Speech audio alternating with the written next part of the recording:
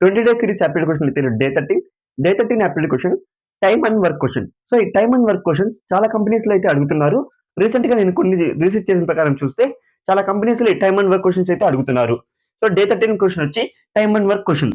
So A can do a job in 10 days, B in 15 days, working together, how long will they take? A అనే వ్యక్తి 10 days లో ఒక work complete చేస్తున్నాడు. Same ఆ work ని B అనే వ్యక్తి 15 days లో కంప్లీట్ చేస్తున్నాడు. వాళ్ళిద్దరూ ఆ వర్క్ ని కలిసి చేస్తే ఎంత టైం తీసుకోవచ్చు అనేది ఇక్కడ క్వశ్చన్ అయితే అడిగారు. సో ఇలాంటి క్వశ్చన్ ఇచ్చినప్పుడు ఎలా చేయాలో చూడండి.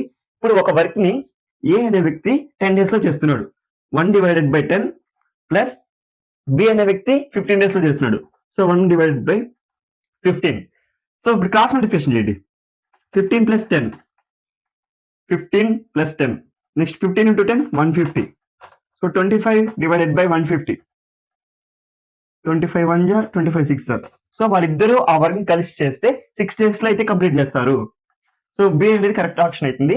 సేమ్ ఇలాంటి క్వశ్చన్ స్క్రీన్ మీద అయితే కనబడుతుంటుంది. ఆ క్వశ్చన్ కి ఆన్సర్ కామెంట్ చేయండి గైస్.